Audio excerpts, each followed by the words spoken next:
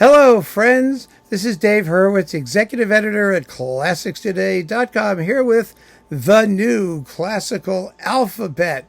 I know we've all grown up with the three B's: Bach, Beethoven, and Brahms, right? They were the three B's. And a lot of us had fun coming up with other three B's who were not them. And oh my, there are so many that we could choose from, aren't there? And so I had a thought. Let's do the whole alphabet. Let's not limit ourselves to three B's, and let's do other things than just the canonic three B's. I don't know how many times we'll get through the alphabet doing this. There are some letters like X that I don't think we're really going to be able to do at all. The idea is not to pick composers who are, just exist with that letter. It's composers who are really worth getting to know with that letter, and who could create a different but equally legitimate canonical three whatever letter we're dealing with. And so we're going to start at the beginning with the letter A. And we're going to see how far we get. Maybe we'll do something with the, Cyrillic alphabet and the Hebrew alphabet and some other alphabets as well. We could have a very good time doing this. We really could. I don't know kanji, but what the hell? We'll give it a shot, right? So we're starting with the three A's. And here are my three A's. You may have different three A's. I'm more than willing to entertain them for a future video when the alphabet comes round again. So feel free to contribute. But seriously, good composers. Not just people who wrote something and you happen to have heard of.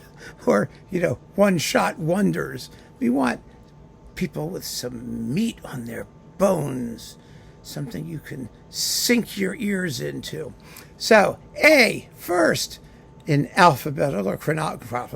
chronological order, Charles-Valentin Alkan. Yeah, the great piano guy who really deserves comparison to Liszt and Chopin. He was one of the great pianist composers of the 19th century, and in some ways the most original of them all, an extraordinary pianistic genius who wrote a considerable body of very, very characterful keyboard music. And with each of these composers, I am going to propose a recording to get you into their world. And you should do that too. If you have a different selection of the three whatever letters we're dealing with, it's composer and representative recording. That's the information we need to get so that we can amass an absolutely amazing reference library of interesting and great composers and great recordings.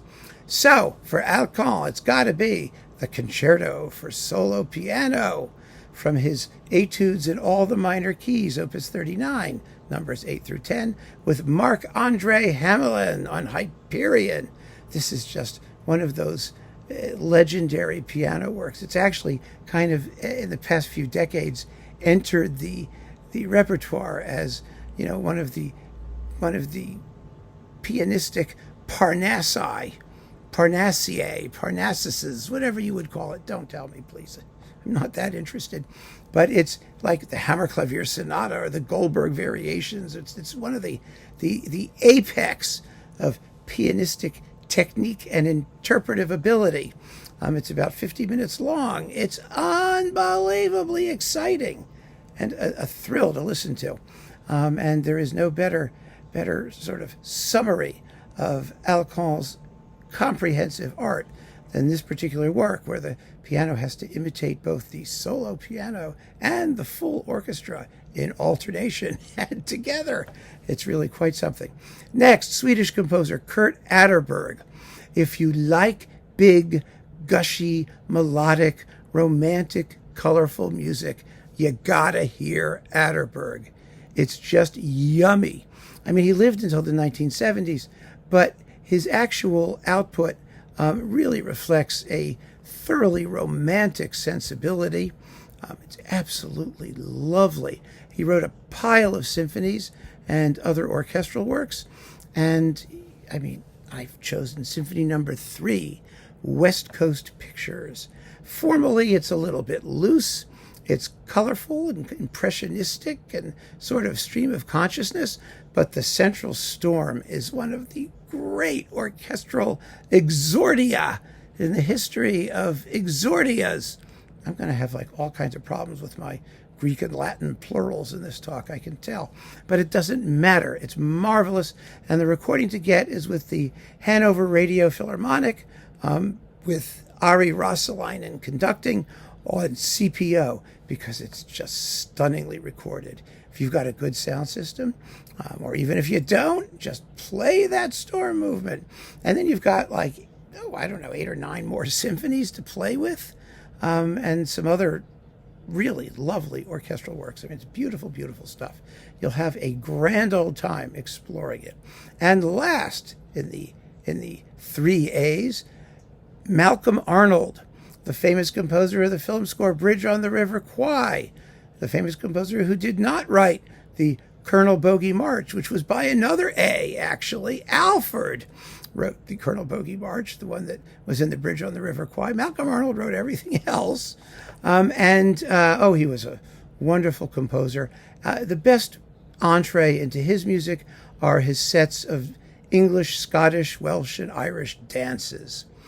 They are delicious. It was his answer to Dvorak's Slavonic dances, actually. And they're so much fun. They have great tunes, fabulous orchestration, brass well to the fore and winds. He was a trumpeter for most of his career, or much of his career. And, he wrote fabulous orchestral works. He wrote overtures. He wrote magnificent symphonies.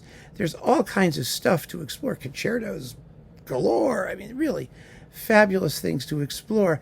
But these dances are, avowedly light music, and he was a master at writing light music and integrating light music elements into his bigger and more serious works. And so there you have it. Very simple. The 3 A's. Next we'll do the B's, but not the usual B's. We'll do some different B's. We need to have variety in our lives, don't we? I think so.